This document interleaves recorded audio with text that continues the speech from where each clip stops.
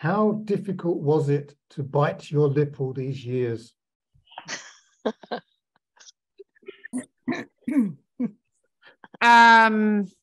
Well, do you mean while I was still a civil servant or since then? Yes, I'm just coming back to the point you made at the beginning, that while you were still a loyal civil servant, you had to mind your, was it P's and Q's or whatever, but now you can speak more freely. I thought, well, that must be a hell of a attribute in itself, shall we say, professionally. Thank you for the question. It actually wasn't that difficult because I've been a civil servant for a very long time. And when Brexit first happened, I was ambassador in Georgia, and I had to square my shoulders and go down to the embassy and rally my embassy at the time. And on the morning of the vote, when it came through, the message I gave to my team was, look, it's not illegal to want to leave the EU. It's not immoral. I'm not going to ask how you personally feel about the decision, because it's not about how we personally feel. But it is our job now as good civil servants, to reassure Georgia that it won't change our strategic engagement with them. We're just as committed to Georgia's security and political and economic development as we were before. So our job is to reassure Georgia, where we're posted, that won't change. And secondly, it's our job to brief ministers on how Georgia perceives Brexit. And we just need to get on and do our job professionally. It's not our job to second guess the outcome of the referendum. And we just need to focus on the job that we're supposed to do. When Boris Johnson was made Foreign Secretary, I took a career break for 2 years because I knew I would struggle to work with him as Foreign Secretary. So it happily coincided with my departure from Tbilisi, and I had thought about taking a career break. And when he became Foreign Secretary, it was just very easy. And I took a career break for the entire 2 years that Boris Johnson was Foreign Secretary. So that was quite easy. And then, well, except for the last 6 months. And then I went and worked at a think tank, the Atlantic Council, while Theresa May was taking forward Brexit. And I just sat there watching Brexit unfold as an outsider, and I just couldn't believe what a hash we were making of it.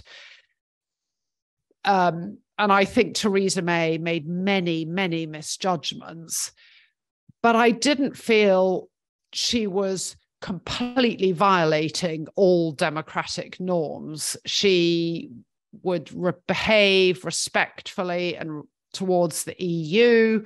She would behave respectfully in the British Parliament. She was doing her best. She didn't understand the full implications. She made some incredibly bad political judgments.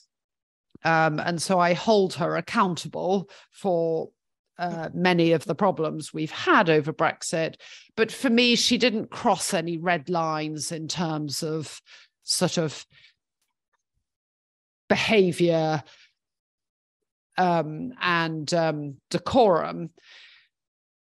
And so I was Brexit counsellor for her last 9 months, and it became sort of very difficult, and it was painful to watch the UK going through these ructions, but it wasn't sort of unbearable. It became unconscionable at the end of August 2019, when Boris Johnson became Prime Minister and almost immediately prorogued Parliament.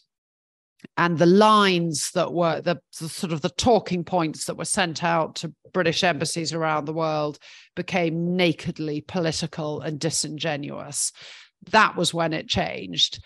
And so then it was September, October, November, December, and leading up to no deal in October was actually the worst period of my diplomatic career. And how I managed that was I filed an official complaint privately using the Civil Service Complaints Code. And I channeled it that way and just said, we are being asked to breach the Civil Service Code. I also took a 2-week time out, and everybody knew I was feeling the pressure. I mean, you know, many civil servants, many politicians, many people felt that pressure. The problem I had is that my job title was Brexit spokesperson. That was all I did day and night, was manage the implications of Brexit in the US. Other people in the embassy were also still working on China policy or Iran policy or economic policy, and they could busy themselves in other ways. But I was the only person whose day and night job was Brexit, Brexit, Brexit, and being forced to go out every single day and try and explain what was going on without perjuring myself was awful. So that was very difficult. And I took the decision in October that I was probably going to leave. But I thought, I will see us through this potential risk of leaving without a deal at the end of October. And so I wanted to make sure we had got past the October 31st deadline, because if we had left without a deal, the implications were going to be so grave. We had actually set up a crisis cell in the British Embassy that I was managing, and it would have been the wrong time just to walk out. And then they called an election, and I consulted people on leaving. I reached out to several trusted mentors over my career and talked to them about whether I should go or not. But I pretty much had taken the decision. And then it was just a question of timing. And I finally pulled the plug in early December. I knew I had to go before the general election because I didn't want it to look like I was walking out in a strop because Boris Johnson had won. So I thought I have to leave before the election. So actually, it wasn't like it was years and years of agony. And then I stayed quiet for 2 years. I left and I just stayed quiet. And then I started speaking out just over a year ago. And now I'm loving it. It's like, you know, it took a while to throw off my civil service habits, and I still try to be a fair player and give credit where credit is due and not just be dismissed as a sort of frothy, sort of inverted commas Ramona. But some of what's happened in the last 2 years so beggars belief in terms of the damage to our democracy that I'm now, gloves are off, and I will speak out on it as much as I can. I've seen How Do We Get Rid of First Past the Post and move to PR from a CS point of view. Is civil CS service shorthand for civil service? It is indeed. I personally feel that we are long overdue a rethink of our entire constitution. It's not just first past the post. It's about the extraordinary executive power that our government has.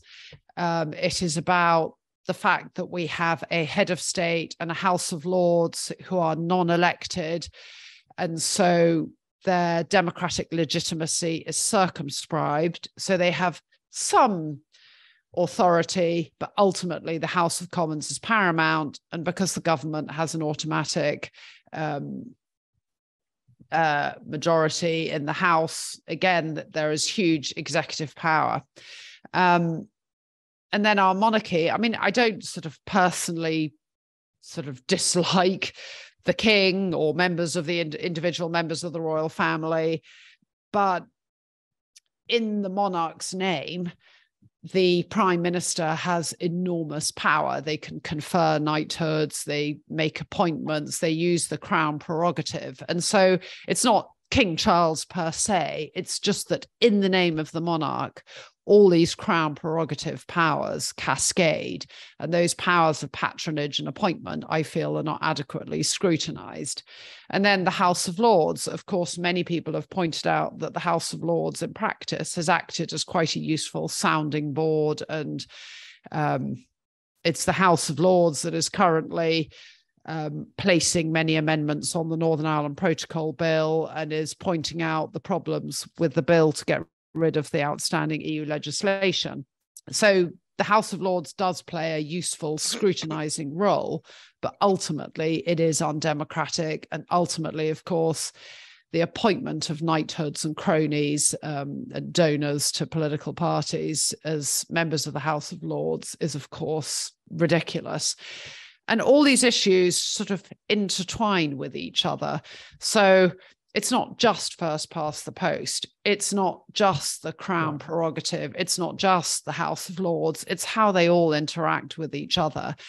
And so Labour putting forward in its manifesto proposals to reform the House of Lords, it appears an attractive idea, but it's an easy win and it's low-hanging fruit, and it sort of ignores all the other issues like our electoral system. And I personally would like to vote for a political party that says, when we get into power, we are going to launch a constitutional convention and a review of our entire constitution. That's the party I will vote for, without predetermining whether it's the House of Lords or the monarchy or the electoral system. It should have all these issues on the table. I wondered what you made of the retained EU law bill in the context you're describing. My response is almost unprintable. I mean, it is a ridiculous law. Absolutely ridiculous and dangerous. And if we had a constitution, I would argue undemocratic and unconstitutional as well. The problems with it can be summarized as two main areas.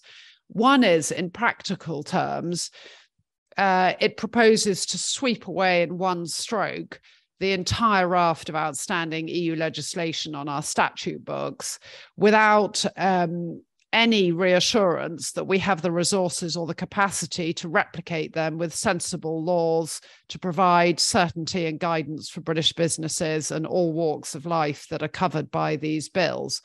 So it risks leaving huge swathes of our economy and public life unregulated. And businesses, they may not like Brexit, but what they really hate is uncertainty. And this leaves them at a huge risk of limbo, because there is simply no way that the British civil service can put in place adequate laws in the time available. So just as a sheer matter of practice, it's a ridiculous proposal. But I think also extremely damaging and perhaps of longer term political significance. And this is something that Brexit has unleashed more generally, is, as I understand it, the bill proposes giving the government an enormous amount of discretionary power to replace those outstanding EU laws with British laws that they will be able to push through using their executive powers without adequate scrutiny by Parliament. So it's arrogating to themselves massive powers without adequate democratic oversight. And it makes a whole mockery of the idea that Brexit was about taking back democratic control and restoring sovereignty to the British Parliament, because this government would be arrogating to itself massive legislative powers. It's a nonsense. I also worked in the Foreign Office, and one of my very unthankful tasks was scrutinising EU decisions and persuading UK parliamentary committees to agree to them. And so we know that a huge percentage of the laws that have been taken by the EU were proposed by the UK. And a lot of them, I mean, they've had to be passed into UK law. Now, the fact that people who have not been part of the process, people who are in government now, have a free rein of deciding which to keep and which to scrap, is basically going to be again laughable, because we might be scrapping laws that we have proposed ourselves. Goodness.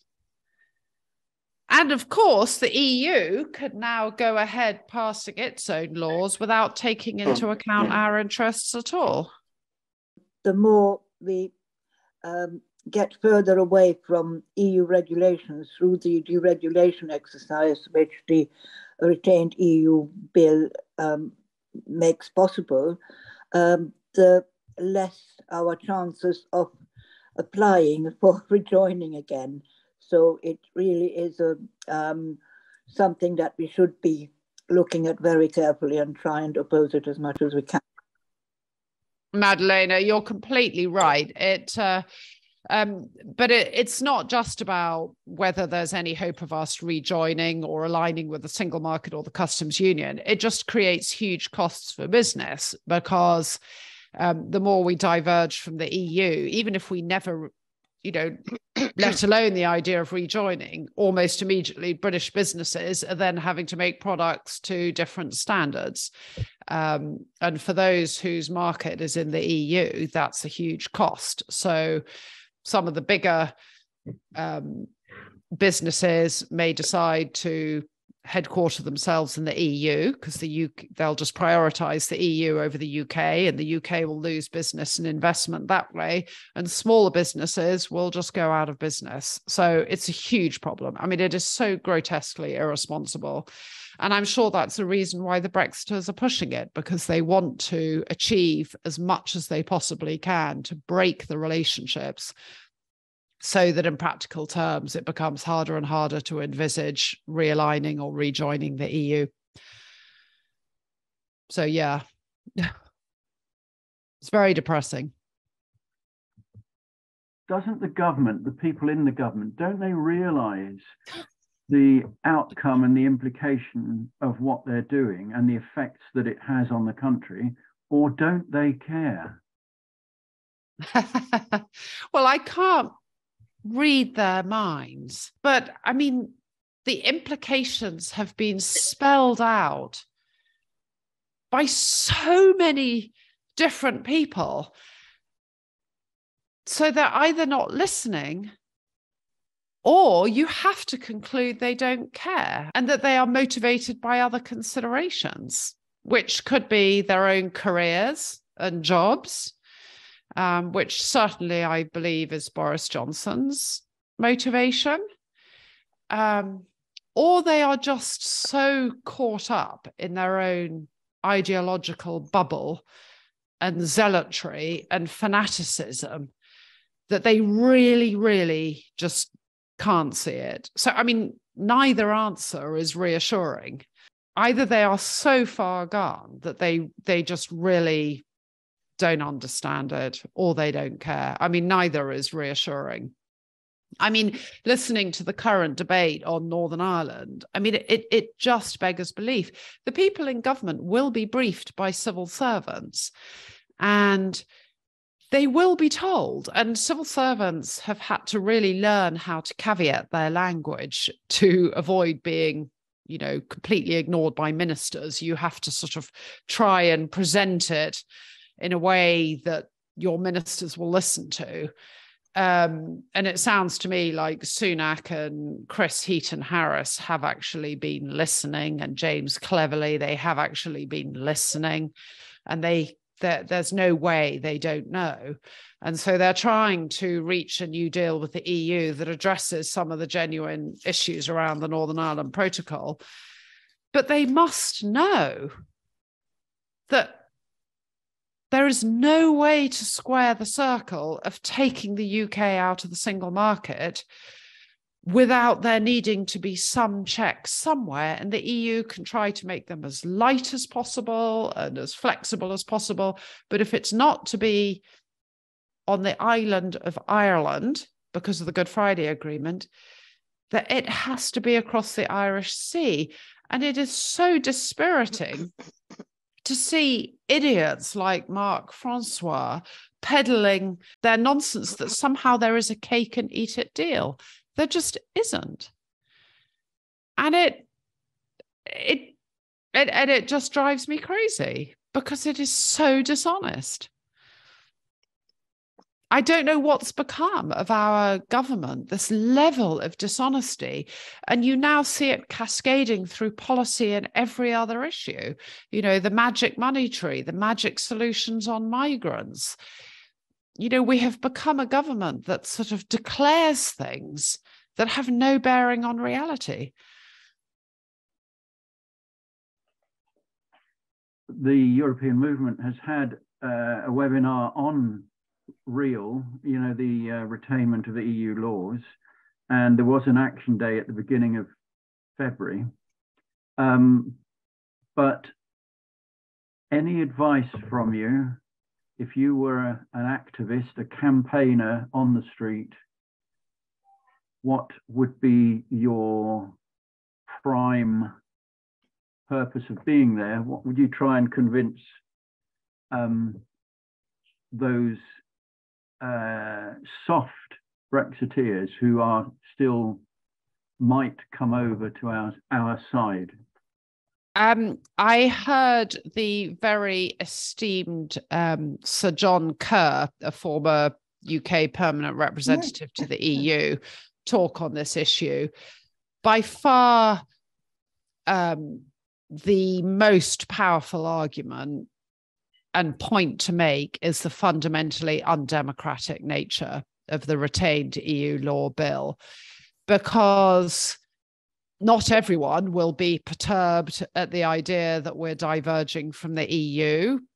A lot of people will be attracted to the idea we are free to make our own laws. And if we're scrapping laws that we drafted, well, we can just transpose them into our own book. So I would argue it's not the principle that Madalena rightly raised that it makes it sort of diverging away from the EU, because for many people that's not a problem.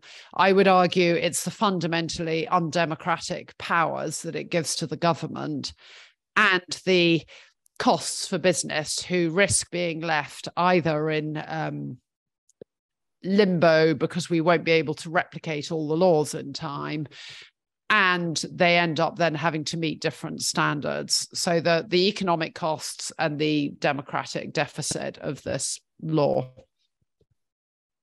And I think those will resonate. I mean, unfortunately, the government doesn't seem to take much heed of business interests.